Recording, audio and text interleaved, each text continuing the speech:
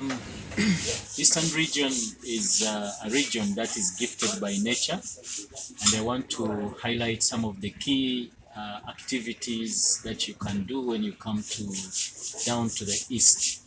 For example, Eastern region is a mother or houses the world's largest mountain caldera. That is on Mount Elgon National Park. That is at the peak in Wagagai. That is the only place you can meet or you can get to interact with the world's largest mountain caldera, a crater lake on top of a mountain. That is here in this region. And then Mount Elgon itself is very rich in flora and fauna. It's a birder's paradise. People who are interested in birding, Mount Elgon is the destination. Then we also have the latest that is attracting and turning necks amongst tourists. That is the butterfly safaris or butterfly experiences.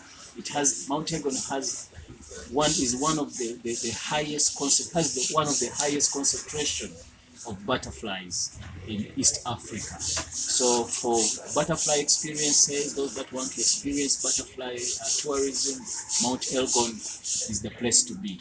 But also, we are very rich when it comes to culinary tourism.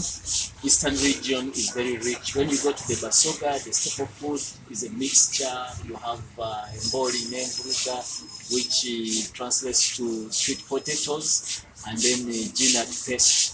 You also have the samyas with a different experience. You also have when you come this side in Bugisu, you have malewa. When you go to the Bagwere, they have something different. You go to the Sabines, they also have something different. So when it comes to culinary tourism, this is the destination. Coffee is one of the world's most consumed beverage, and the best coffee is grown here at the foothills of Mount Elgon. So you can't escape mention. If you want to have the best aromatic coffee, this is the region, of course, to be. Then I want you to also remember that Kadodi is one of the largest carnival in the whole world, next to the Brazilian carnival as far as the ranking is concerned. The only dance that you can experience while you are running, that is Kadodi. You don't want to miss on the culture. So we are very rich when it comes to culture. The Bagisu will give you a different experience. The Basoga will give you a different experience. The Basamia, the Sabines, the Bagwere, so the Itesots. That is very, very rich in terms of culture. Then we have Pianupe. Pianupe is a wildlife reserve, and it is Uganda's second largest protected area and Uganda's biggest wildlife reserve.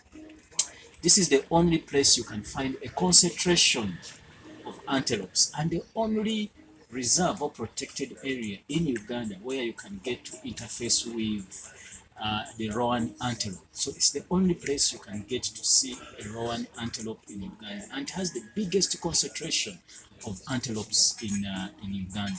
And then Pianupe, of course, is also a birder's paradise. The scenery, Mount Kadam.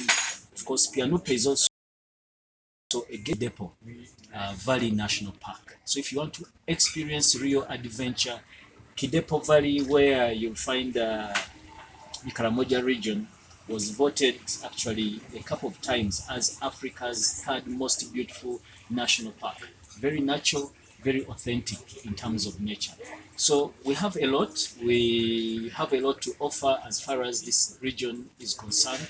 But also, Mount Elgon also has the highest concentration of waterfalls. It is also referred to as a mountain with the largest number, or with 1,000 or 1,000,000 waterfalls.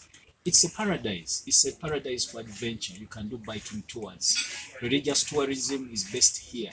The Abayudaya community, where you have the African rabbi, is found here in this center. So religious tourism, this is highest concentration, where you'll find people from different walks of life in terms of religion concentrated together and working together. When you go to the Abayudaya community, you'll see them interacting peacefully with the Muslims. You'll see them interacting peacefully with the Christians. There is no fight when you go to the Jewish community up here in Mbali. Then of course Jinja is known as the adventure city. You can't miss out when it comes to bungee jumping, rafting, source of the Nile. I mean, it took the British hundreds of years just to find the source of the Nile, and we have it in this region.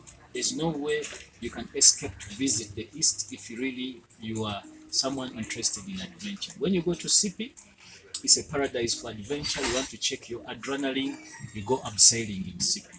And then, of course, look at the accommodation, the facilities. Ecotourism is gotten here. And then when we talk about sustainable tourism, a tourism that benefits the community, this is the highest concentration for sustainability or sustainable tourism. When you come to guides, the guides are within the community. When you come to the people working in the tourism sector, you'll find the local people involved in giving the service. You go to the hotels here, interact with anybody from the community, among the service providers, you find the local people giving the service.